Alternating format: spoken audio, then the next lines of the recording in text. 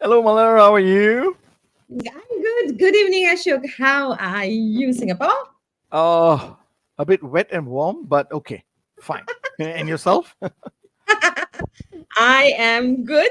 I'm not. Yeah, it's not warm for me. I'm kind of chilled at this Okay, that's moment. nice. That's nice. And for all of our audience who's locked into the show, welcome to Leadership in Flow Asia Season 3. I'm so excited because uh, this show has been going on since 2022. And we started off by talking about leaders in Asia and trying to understand what ticks them, what are the insights we get from them. And over time, we realized that there are a lot of quiet leaders who are very impactful in Asia. And we started looking at three areas, from a growth point of view: their personal growth, leadership growth, and business growth. And today, we've got someone very interesting because I don't remember us doing this level of topics yet, but it was very interesting that you found this gentleman. Please tell us a little bit about Christopher Raj Anthony, Malhar. How I found him.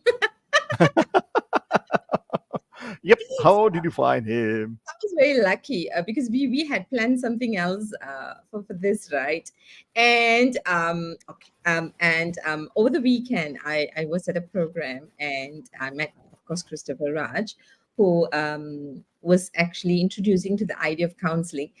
I was very impressed by, I would say, I said this to him. I said, I loved the way he was assertive. Just loved it. Why? Because I think, he was guiding a group of teachers, I would say. And he had that clarity. And then, of course, me being me, I checked in with him and asked him whether, what he does and all of that.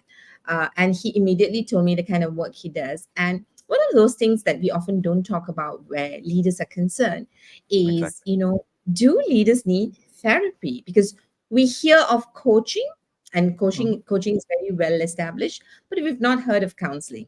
But before I bring Christopher Raj Anthony on, right, I must say he's got a very, very interesting background. He is an educator, I would say, at heart, Nice. the soul of a healer. Okay. Wow. Okay. And the mind that is, I would say, very, very objective. Hmm. And I thought that three combination was pretty impressive for me because very often when we talk about counseling or, it's very easy to slip into being very emotional. Yep. It's very easy to slip into, being an empath. But Nice. what I saw Chris doing was that, he showed us how it's important for us to be compassionate, yet very objective, right? Nice. And yet have the soul of a healer because your intention and objective is to help the person heal. And I was really, really impressed with his clarity and assertiveness. You'll see how bossy he is when he comes on screen afterwards, okay? Okay. All right. Without further ado, I think we Yes. should Let's bring on the compassionate, educating healer. Yeah, thank you. Right. And And hi, Christopher. I think she meant objective. I had a compassion in between also. Right, I was So taking notes here. I was taking notes of how Mala described me. I just met her on Sunday. She said, I'm an educator and healer at heart, right? A soul of a healer, right? Educator, and I'm very objective. Yeah, I suppose, yeah, I'd have to reflect on that All and get right. back to you, Mala. Right. Anyway, thank you for having me on this show. No, thank you Thanks, for thanks saying for saying yes. yes. I know that Right. you had a very busy day. Thanks for joining us and joining us at such short notice. I really thought, I was really worried if I don't get him this week, he did say I have to wait a couple of weeks, if not months. So I decided better bring him in while I can. But before, we introduce Chris again, yes, our James Wong has actually joined us, our captain from the sea. Hello, everyone. Hi, Malar. Wow, new haircut. Hey, hey. Greetings from Penang. Greetings to you, James. Thanks for joining us. And I'm sure you'll have very exciting questions for Christopher afterwards. I'm Okay, sure let's he's not get on. referring to my haircut, right? No, I am also Okay, let's quite go. sure he's referring to. Okay, I show it's not about you, it's about Chris today. Okay. Yes, Now, sir. our topic today is a therapeutic session insights to help leaders, right? Chris, help us understand what do you mean by therapeutic session? In a very simple way, I would say it relates to counseling or psychotherapy, Mhm. but more so in a um, very light way or light form of understanding that would refer to counseling. And counseling can be seen as a form of therapeutic healing session because it has to do very much with what goes on inside of us, the mind. Nice. Of Yeah. course, I'm being the naughty me. Very often, counseling is associated to mental health. Mm. It So is. if we associate counseling to leaders, Mm. are our leaders having mental health challenges? Really, you're putting me on live and asking me this question. Yeah, I Right. Okay. couldn't prepare you for this because I wanted to see your expression. That's right. Yeah, I'm going to sign you up for some counseling sessions later, Muller. And I'm saying this because I know you quite personally as a friend. So yeah. Um, I would say that if we were to actually come to have an understanding of the fact that we all need a degree of awareness of who we are, right? And by that I mean our thoughts, right? And how we feel as a result of our thoughts and the resulting action, based upon what we think or see the world as how we see the world around us. Yes, um, I would say that generally it would be good for everyone to, you know, um, get a thought check, not a head check, a thought check, or a thought resulting in a feeling check, and that would be good. And that's generally what a therapeutic session does for people. Maybe as a counselor, as a psychological counselor, that's what I've been trained to do, right? Help put a Okay. mirror in front of people and then, you know, let them see who they are, describe themselves, and then decide what they want to do and where they want to go. Nice, nice. Mm. So, okay, so I need a counseling session with you. I totally agree. My counselors usually love me. Right. Let me do that. But let's go back to the original question. Very Which is, often, I mean, even with mm, anyone else, when we talk about counseling, there's a taboo, right? When we talk about mental health, as much as we're aware about it, there's a taboo to it, right? So I mm, think the reason I asked the question is really very much, maybe we need to get out of the taboo because leaders also need a space to check in, and very often, like what I had mentioned just now, coaching is widely accepted in the corporate world. How widely accepted is counseling, and what's the difference? I think it's gaining popularity, and perhaps, in my personal opinion, I would think not associating with the very word taboo would help. When we say the word taboo, there's a taboo on mental health. If we disassociate, it helps. If we disassociate the word taboo from mental health, everyone has a taboo about mental health or getting psychological help and so on. That's what nobody says that about coaching. No one Exactly, says, exactly. yeah, And yeah. and I know that you do work with a lot of leaders, which is why Mm, I was very excited to bring you on board, right? So, in organizations where you work with leaders, mm. how is the taboo erased maybe from their vocabulary. So, what No, could I, these organizations do differently that leaders are okay to mhm. go for what we will typically call counseling? Okay. First of all, let me share with you from my experience, right? Okay, I run a lot of workshops. I do a lot of training programs and workshops. And from these workshops, I generally bring about an awareness of the importance of psychological health, right? And also run workshops where we talk about certain topics that teaches people techniques on how they can actually have better psychological health. Therefore, what happens is, Mother and Ashok, I'll share with you, people are naturally interested. Some of them come and tell me, I want to learn more about this. That's number one, right? And can I see you for a bit?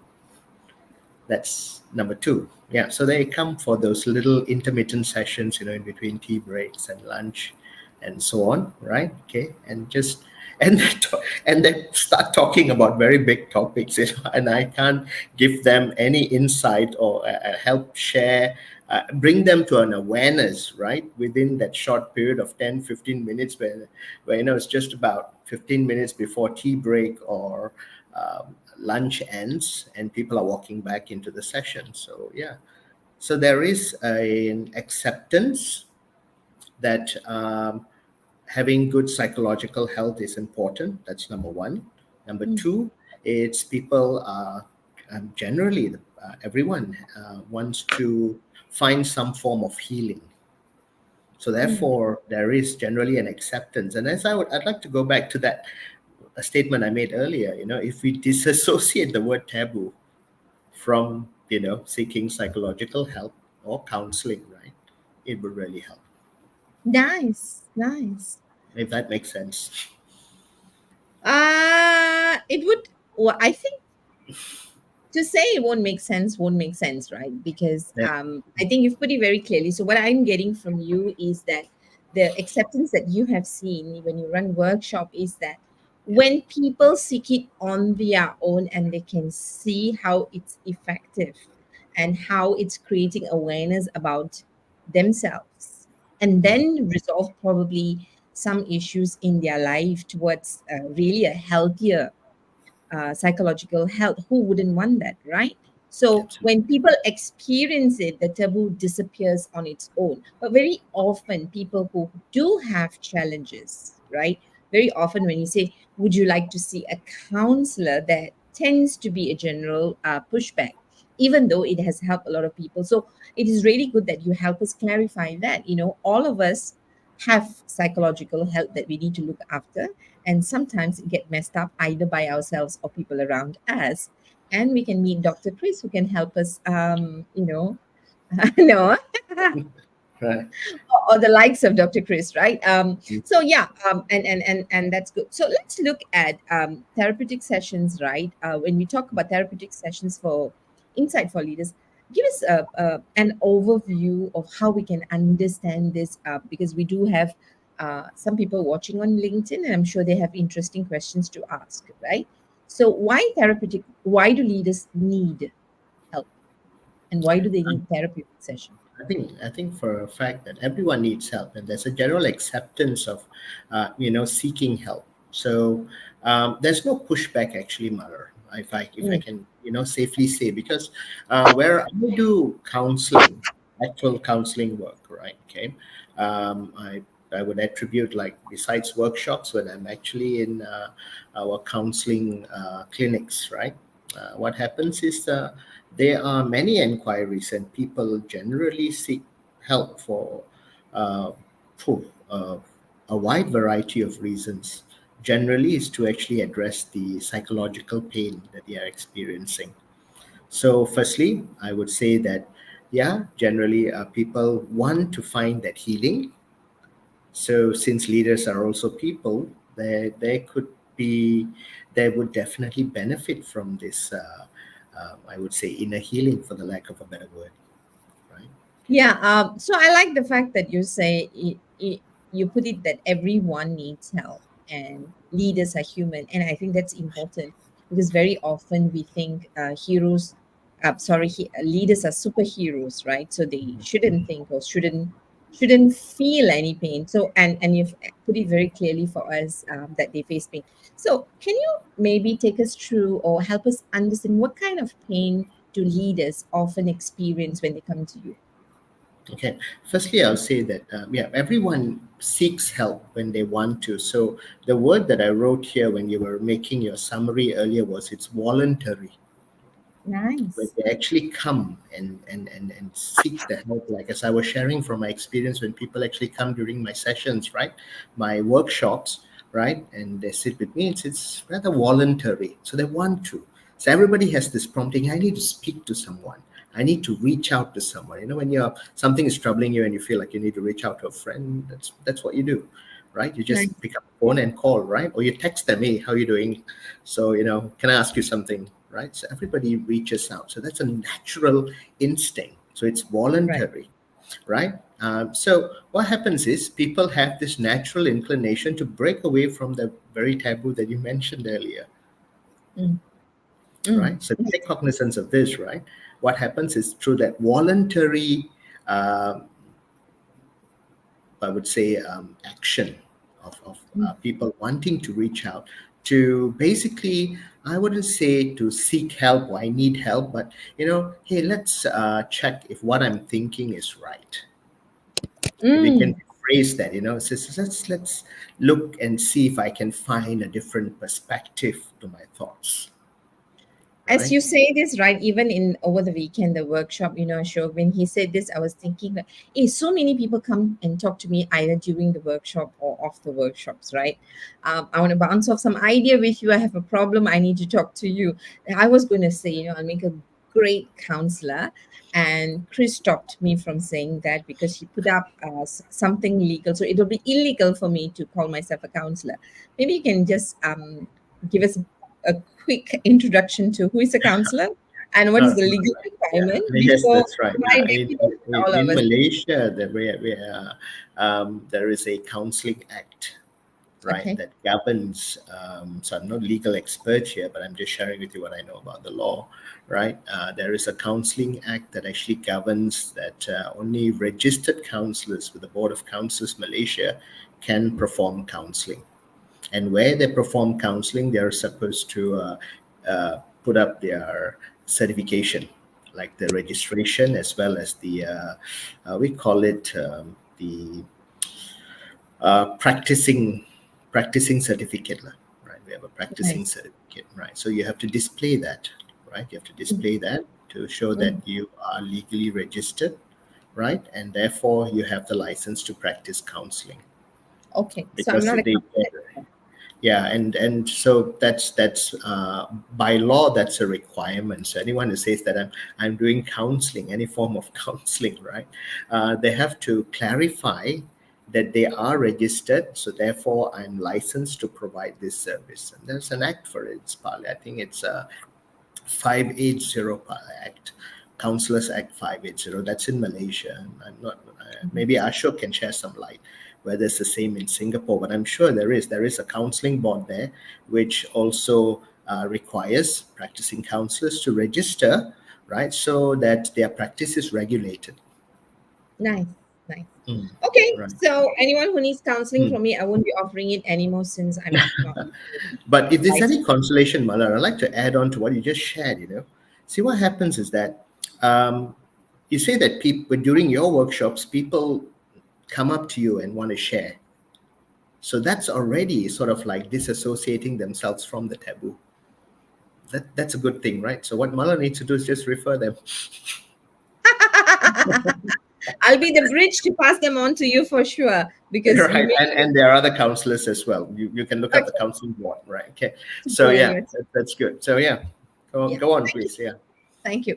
Now, Mm. I am very interested to dive into some of the case studies that you've prepared for us, right? But help us Mm. understand what is the difference between coaching and counseling.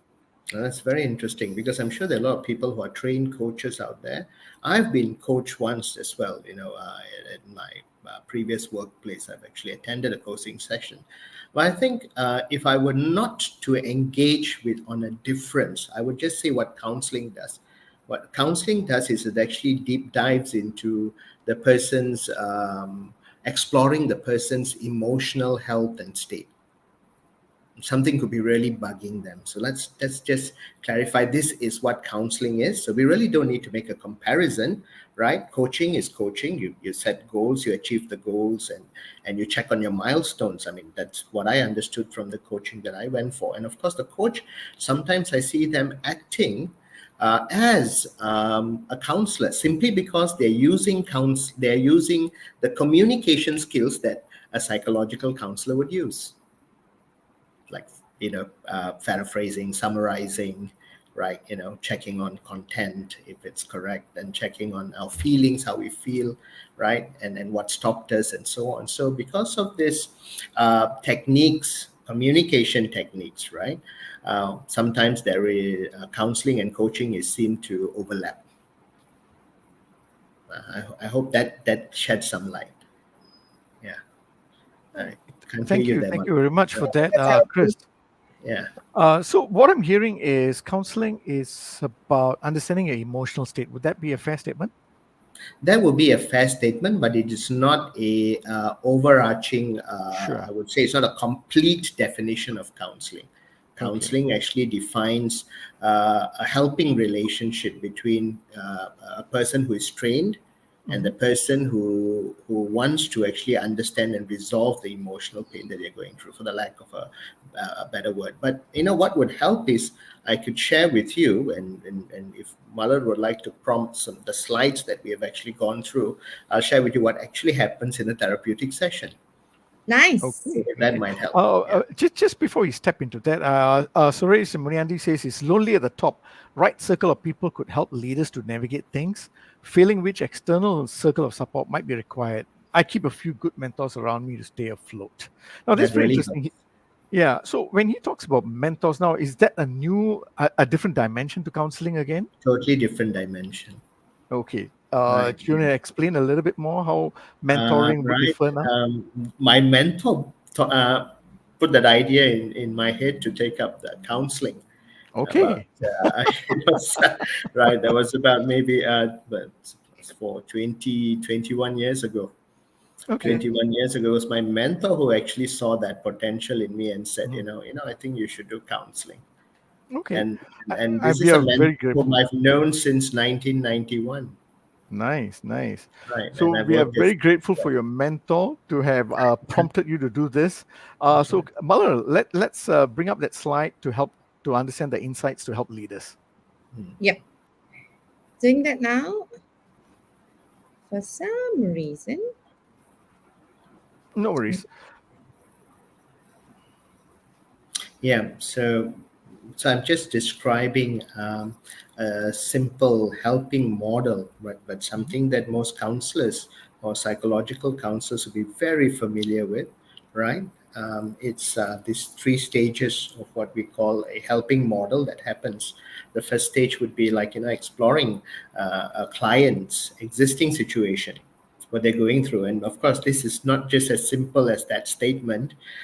Sometimes what the clients themselves say, right, may not be the actual problem. So that's where the exploration goes in rather deep, right? It may not be as simple as, I'm having a conflict with someone, but, Mm, why are you having this conflict? mm, What does it tell you about yourself?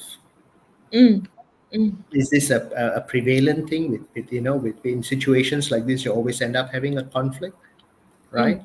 What's going on in your thought process? Why are you reacting this way? So that's what happens in that exploration context, right? And generally, the outcome of stage one would be awareness. Hmm.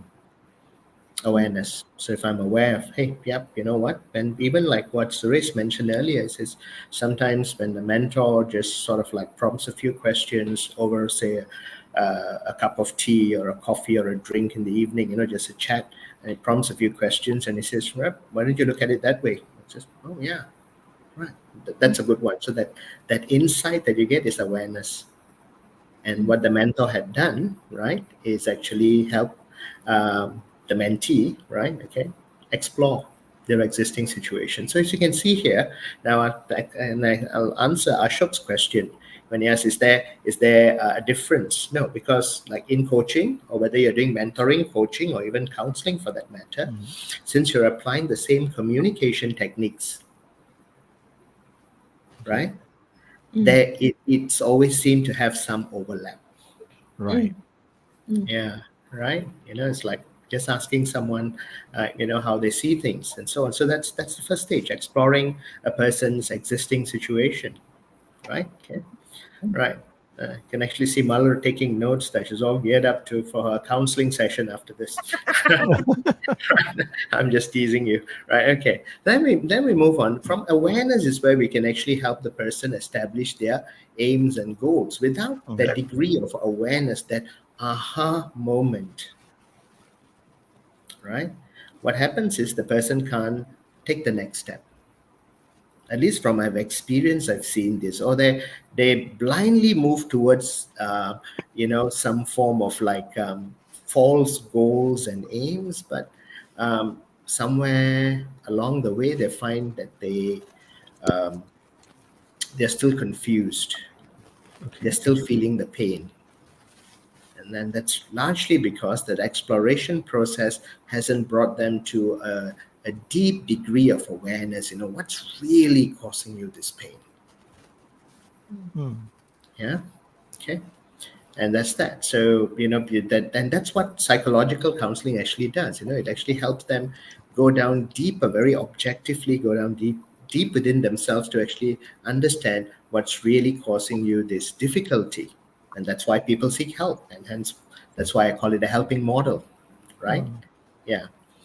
Well, once you've reached a degree of awareness, then you actually help the person establish their aims and goals. Then you generally, what we do is we put on a guidance hat, so we become somewhat like a coach. And sometimes I actually refer to leaders in the organization. Says maybe this is something, you have a coach. Maybe this is what you could actually refer to the coach. Since now you have this clarity, take it to the next step. So let maybe the coach can handle you. They're better equipped to actually handle the situation. So in therapeutic conditioning, we also are trained to actually provide guidance. This is when we actually act like a springboard, right, for clients to bounce out their ideas and so on, right? And stage 3 is when they're all set, ready to go and to develop strategies. But I must share with you, stage 3 is not similar to stage 2. Stage 3 is when they develop strategies so that they really have an understanding about themselves, and they can avoid such occurrence in the future. I would say avoid such instances in the future. So it actually helps them to have their own healing process in place. If I face such a situation, I'm aware of it, so therefore I know what I need to do, and voila, right? I can basically counsel myself or help myself. Nice. All right. Yeah, so that's what it does. But if you can just flip through the slides, I'll share with you how deeply stage 1 and stage 2 grows, right? So stage 1 actually, identifies, clarifies their problems, takes them right through action plans and so on, setting the stage for stage 2, right?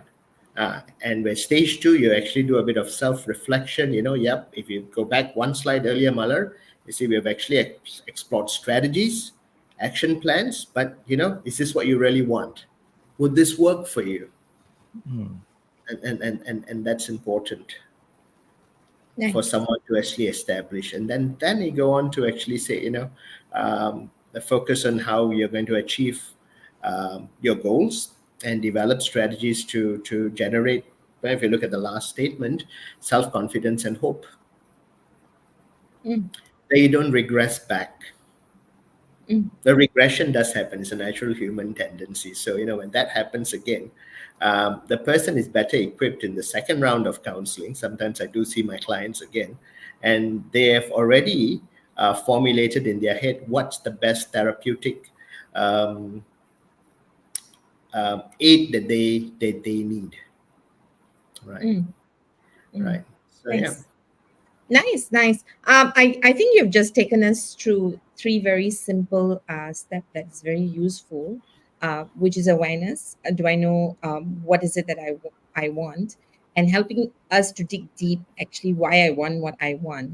That's Because then true. I will know whether the awareness is actually at a surface level or at a deeper level, right? And once I'm clear what's the problem I'm trying to resolve for myself, then I would be ready to commit to strategies. And if I commit to strategies, I believe that then psychologically I know where it started, and when I shift that, that should not recur. And if it recurs, I also have skills in the way I think psychologically to get me out of it before it becomes bigger for me, right? That's right. So And that's where you actually make a commitment. So I couldn't have summarized it better, Malar. Mm. Stage three actually, emphasizes on commitment. Are you really going to work towards that? Because it's that emotional healing sometimes can be, the strategy could be something that the person doesn't really want. yeah.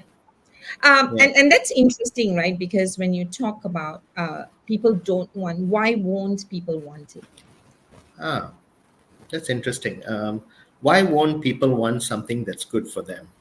Yeah, exactly, right. I mean, and I think this puzzles, um, if not everybody, definitely puzzles me because, uh, we tend to look at people as being objective. If something is good for you, just take it, right? Hmm. But we know our life issues are not like that. If everybody knows being healthy is important, eating healthy food is important, right? It's as simple as that, but not everybody walks that journey. And there are reasons. We label them, we can judge them, but there are reasons, right?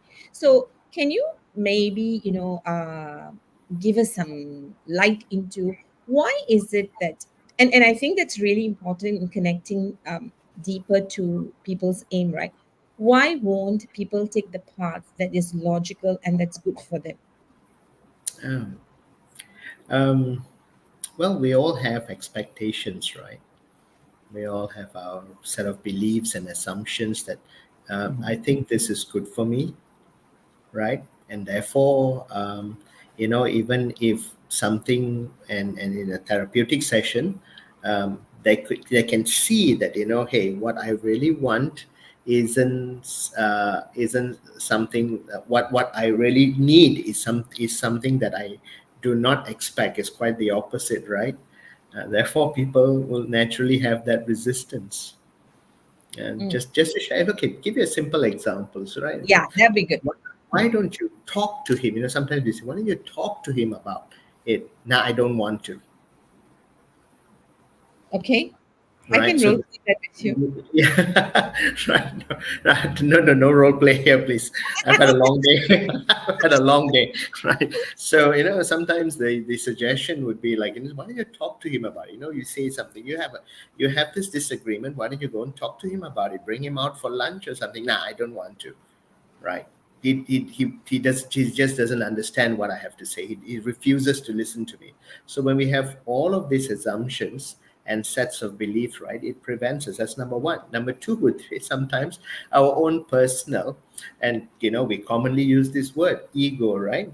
Just that the refusal. I would rather use the word the refusal of the person to actually want to have to converse, like in this particular situation, to converse.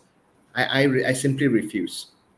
And if you actually track what causes that refusal, right? Why does the person refuse? You can dig it down inside and go to their core beliefs. What they believe. No, everyone should respect my opinion. And then on top of that, you have got their assumptions and beliefs. When I share, people should listen.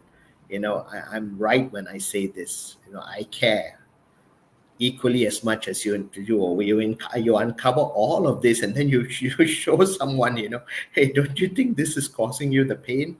So that's exactly what happens in stage one. You explore the existing, yeah. Yeah. So what I'm getting from you is that, when we what for us when we are looking at another person's life and judging them, why won't you take what is obvious? They are going through their own struggle in their head, Mm. right? As to what they think, what they believe, where they're Yeah. operating from.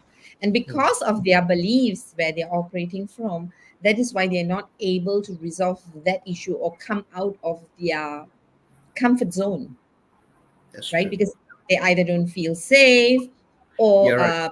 yeah, they don't feel safe, right? So, and it's very difficult to explain safety to another person, right? Because if I can speak up, I don't understand why you can't speak up. If I can confront, I don't understand why you can confront, because we are always looking at it from our lens. If I can, why can't you? Right?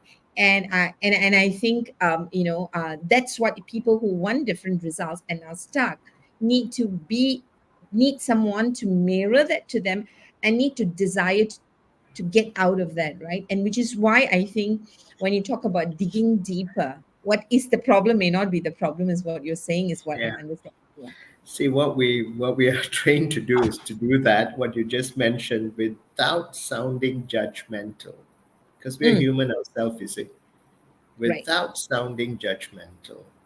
That's Mm. the difficult part. Sometimes it's just so tempting during a therapeutic session for me to just want to spill out the, hey, here's a suggestion, dude. Right? Okay, I, And I, I have a question to ask. I have to interject. yeah, I'm yeah, so sorry because yeah, I'm sitting in between two very intelligent people, one doctor or one soon to be doctor, both counseling. I want to know, okay, good from a doctor here. business point of view, right? From a Yeah, business yeah. work point of view, let's say Mm, I'm a leader and I come into an organization. yeah. I'm meeting up with new colleagues, Mm. and I'm trying to understand my circumstances, my work, my new role. H- How will counseling help? Oh, How yeah, do yeah. I help? How can you help me up my Oh, right. performance? Yeah. Because I still come with my pains that maybe I have not met up with yet, or I have not healed or come to be aware of, or so. Maybe you can give us an example if we break it down in a corporate environment.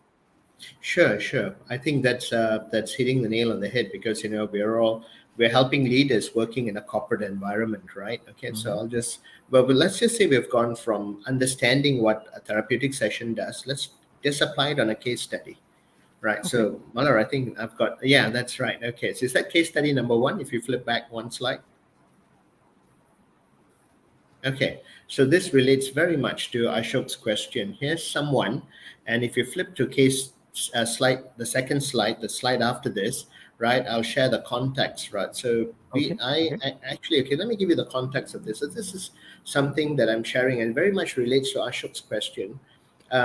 If you're coming to a new workplace. So imagine a person, a 40, a woman in the mid 40s. Okay, so a person in the mid 40s. Okay, in this particular case, which is really a case that I actually handle, right? Okay, it was a woman, right, in her mid 40s, very experienced. And if you look at her, I mean, here's somebody you would actually look at. I'm actually paying her a compliment. She's like, she's poised, she looks confident and all of that. And the instance when she saw me, this was after she was a participant in my workshop, and she came to talk to me right after the workshop, and she was having this pain within herself, right? Mm. Okay, and she started the conversation this way. And can you flip back to the previous slide, please? Hey, Chris, is it difficult to work with technical people?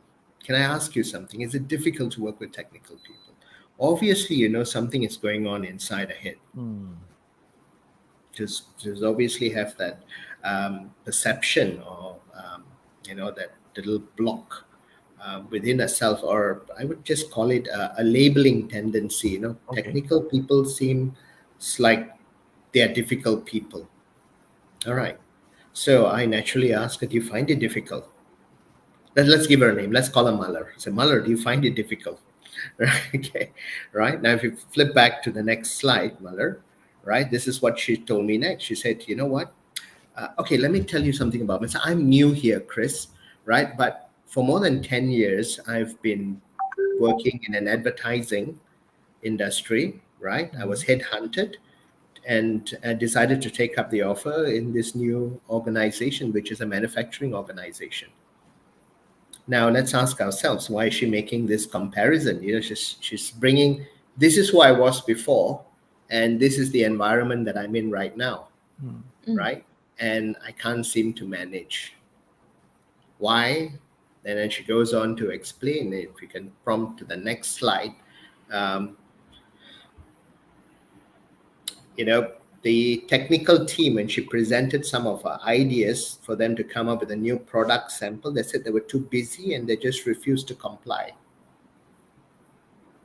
So barely into 3 months at work, right, this leader who's leading her own department, right, it's finding it difficult because she's not getting cooperation from her colleagues.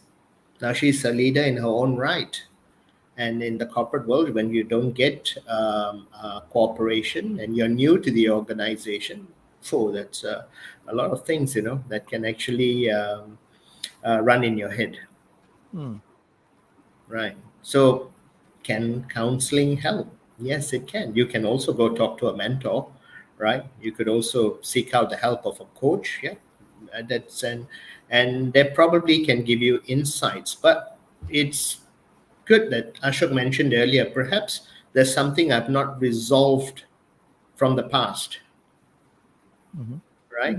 So in counseling, what we do differently is we ask her, did you face situations like this in a previous organization? What does this tell you about yourself? I mean, is there something that you can it brings to an awareness about yourself, that comes to light about yourself, and we probe that self psychologically, your thoughts, your feelings, and your reactions. Have you had conflicts like this where people oppose your ideas so that they just refuse to give you cooperation? Yeah. Nice. Yeah. Thanks, Chris. Okay, so this I'm getting a lot of questions in my head now because I'm starting out. Okay, so what I'm hearing is yes, counseling can help this individual, this new leader, right? Because she's stuck with a certain. What I'm hearing from you is she's stuck with a certain belief system. That's why there's certain labels, right? And what you have done is help her go back to the past, right? In a way, right, to understand whether this is a recurring pattern, because that kind of sums it up in your step 3, isn't it, where you said you want to ensure that this does not reoccur. What are the recurrence in that sense, so I see that. And when you talk about label, the first thing that came to my mind was, my God, in corporations we have labels all the time, isn't it? Whether it's intergenerational labels, whether we call them the strawberries or the millennials, and what have you got? We label and we have a certain belief system, right? That we just keep working on, and that affects a leader's performance, doesn't it? Yes. It does, because labeling obviously influences your thought processes, as it does with Muller over here, right? I'm just relating the person in the case study. I've just given her a name. I call her Muller, right? Okay. If you just go on to the next slide, I'll show you how this has actually exacerbated. Okay. Right? So she got upset. She argued with them. And then what happens is she now has no room for cooperation, no room for communication anymore. They just shut her off. And what she told me in that conversation was, they said, if you think it's that simple, why don't you do it yourself? I said, I'm no technical person, right? And then if you can move on to the next slide, I'll tell you what happened to her next. Now, day in and day out, right? What happened for the next few weeks after that was that she felt as if nobody likes me. Nobody appreciates me at the workplace. Even I find that even in my own department, my subordinates, my employees, right? They have this. They don't perceive me as a good leader, and all of this comes up, right? This juncture, I would ask her: is there any evidence? Did anyone actually tell you they don't like you? Did anyone ever come up to you and tell you that they don't like you? I know people don't like me. I know when I go. That's what you think. You see, it's your perception. And this perception is something that you create yourself. Hence, when I actually, in this slides, I actually put that little, what do you call that? That Clouds. that thing that looks like a bubble over there, right? Top, That cloud. top bubble. Yeah, that's something that's not spoken. It's the unspoken um, reflection of thought. Right. Mm, mm. Yeah. Nice. Everybody hates me. It's not evidence. No one comes up to you. No one sends you an email saying, "Hey, dear Muller, I hate you. Warm Hmm. regards." That's that. There's no evidence. You just build that up in your head, and you believe that to be the truth. So that it's already causing you a pain. First the Right. labeling. First the Mhm. labeling, the difficult, right? Then the refusal to actually understand the person from a different point of view, that persistent argument, I'm right, Mm. right? Okay. And then, so when we bring all this together and then we ask her, say, hey, Muller, have you ever had such situations in the previous working environment, in your previous Mm. companies? Have you ever faced things like this before? Let's talk frankly. Let's open up. Let's explore, Muller. That's what we do, Mm. and But Right. Chris, So, that's how Chris, deep stage one goes. yeah, I right. know. But let me ask you this, right? So if Mhm. you asked me and I'm the mother, if I say, well, no one has told to my face, but I know someone told my good friend Ashok. Ashok told me about it. They talk That's behind my hearsay. back. Then we talk about, then we explore hearsay.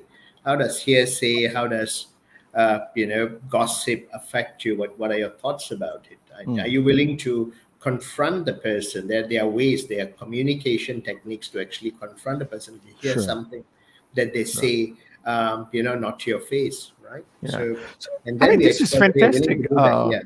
Yeah, Chris, this is fantastic because what you're doing is okay. The way I see it is this is helping leaders' performance, right? It does, Yeah, because it and certainly affects Muller in that case study that's context, right. right? That's right. Because what Yeah, I'm it's seeing is, affecting. yeah, Yeah. there are certain thought patterns that they're holding on to, is their belief systems, and that's causing them the pain. But as a counselor, when you come in, what you're doing is helping them see whether it's real or whether it's perceived, and then help break that down to help them move to the next level of performance. You know, and this is a classic case. Now, the other, I like to talk about another case study that you had alluded to, and I think this is more. I've seen this happen a lot of times in an organization. Yes, everyone appears to be working towards an aligned, shared purpose, Mhm. but then everyone has got KPIs that they're working towards, and we have to work Yeah. with different departments, right? Mhm. We've got the shared alignment, and we've got our own KPIs, That's right. and then there's pressures in terms of revenue, and there's pressures in terms of manpower, and we've got to balance all of this, and the two heads meet together, and there's conflict because I've got to protect my team, I've got to meet my results, I've got to deliver organizational, and there are conflicts. This can be with people who have been around, not new, been around. Walk us through how you can Oh, help right. Okay. diffuse this. This is where I was actually brought in to actually do to engage in an employee assistance program Wow, for the employee assistance management program. team. Okay. To have therapeutic sessions for the entire management team. But it was done very well because the managing director wanted it in such a way. It's like, okay, we do not need to know what's happening, but I want to see everyone, right, straighten out their issues and perform. So it was good. It was driven by leadership, right? Okay. So, and what prompted me to actually walk into the organization to conduct these sessions for all for the senior management team, right? Was this particular conflict. Here's a conflict between a salesperson and a logistic person. So imagine Sure. salesperson meets the client, makes all the world of a promise to Yep. them, right? And does not pay any attention to the standard operating procedure which logistics and operations look after. Mm. So if but standard operating procedure says we deliver in 10 days, the sales guy promised the client we'll give it to you in 5 days, Right. right? And then what you see here is a conflict that can escalate right up to a point to which it even talks like both of them washing their hands off and saying it's not my problem, I've done my job, but she's not. So where does teamwork come into play? And that affects the morale of their respective Of teams, because course. the Yeah. bosses are fighting. Right? Then it's like, hey, I better not be seen sitting here with lunch with you, because I don't want my boss seeing me having lunch with you. It even boils down to that. And the managing director seeing this, he said, no, this is not where I want to take my leaders, right? Okay, they are supposed to be someone who actually watches out for me in their respective roles, right? So he says, right, let's it's more than just it requires some form of well, he used the word inner healing in this particular Okay. situation. But he said we need inner healing, people. Right? So yeah, and what prompted this was like, I was just going to facilitate personality profiling for a team building program.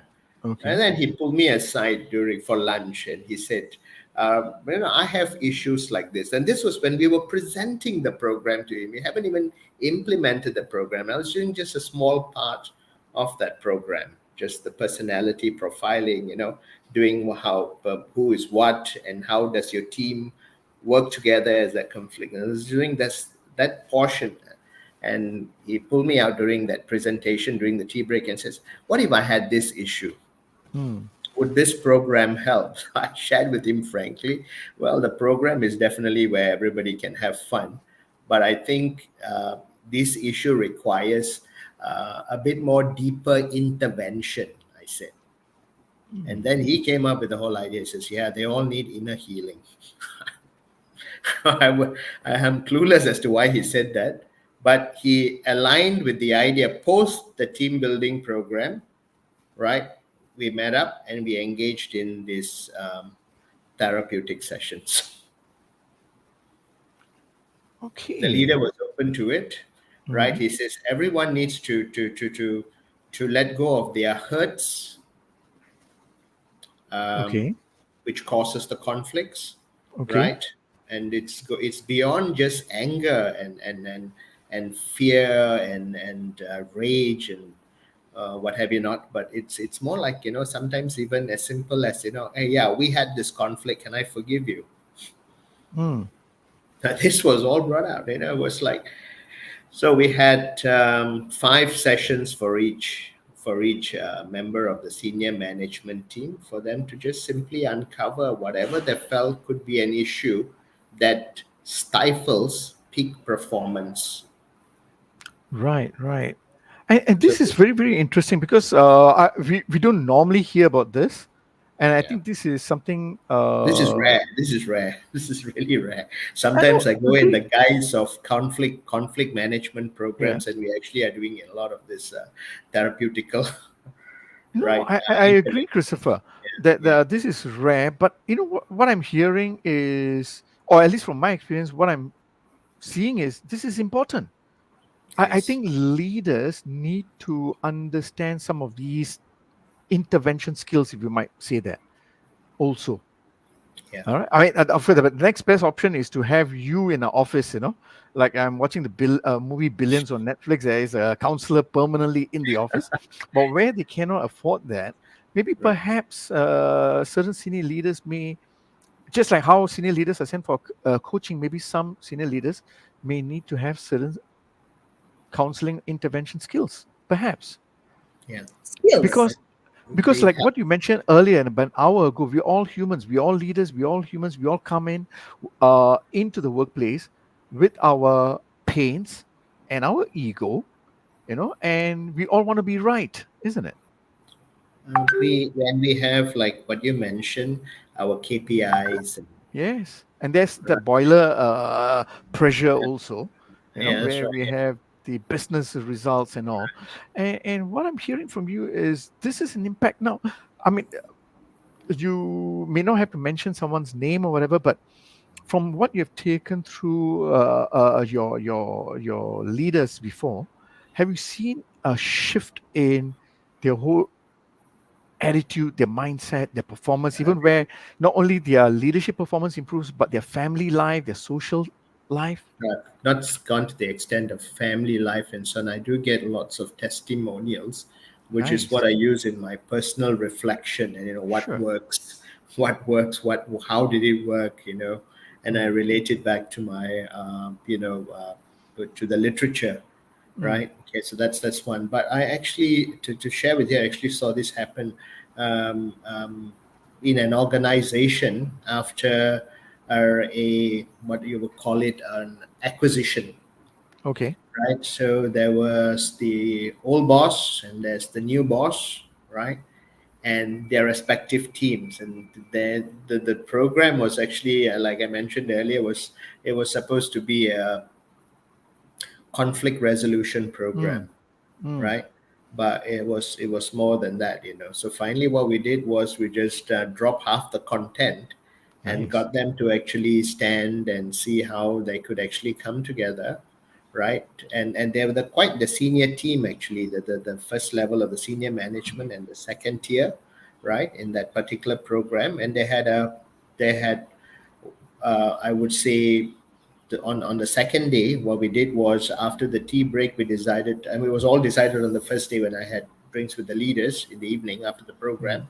And we decided that, we'll just cut off the content. They can read it on their own, right? And we're just going to come together to see how we can actually build a more united team.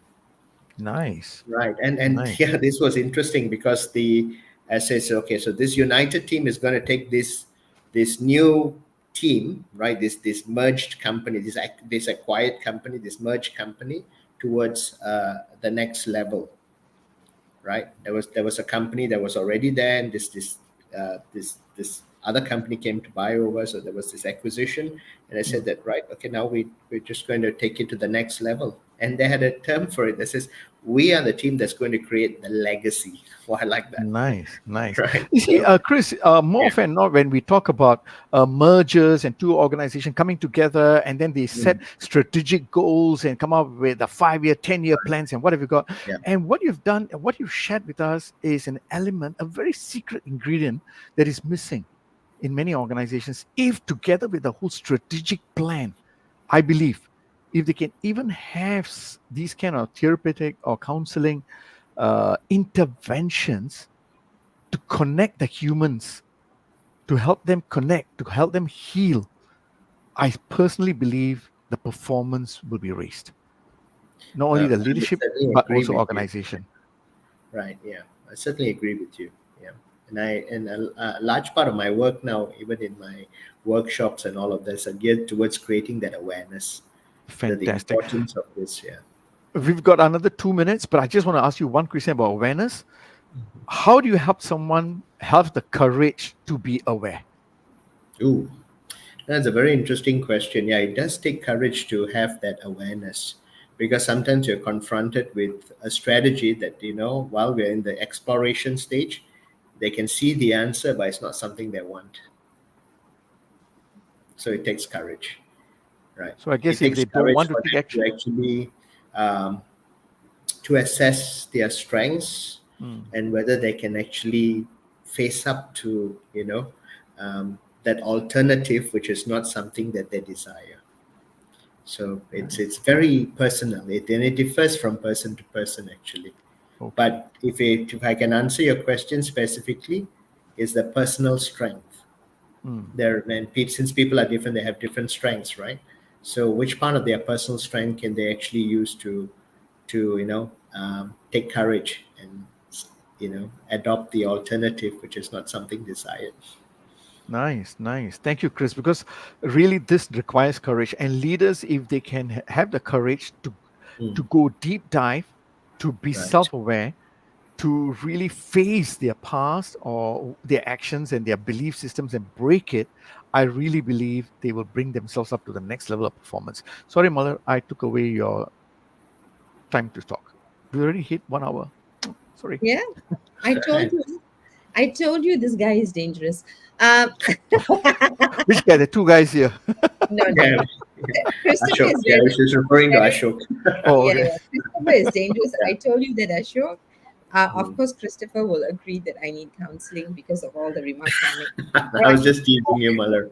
Right. Yeah, Yeah. but I'm an Thank you ardent. for summarizing things, Ashok and Malar. I mean, I could not have summarized it any better, right? Oh, And thank you. I Thank took you. some notes on what you have actually said, how you summarized it. Yeah, thanks a lot.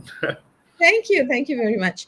Now, I think it's fantastic. I mean, really, thank you for saying yes. Thank you for coming on the show and giving us, I think, I mean, it was a very short session, but you gave us clarity about, defining therapy. And if we are human, we will carry some psychological pain.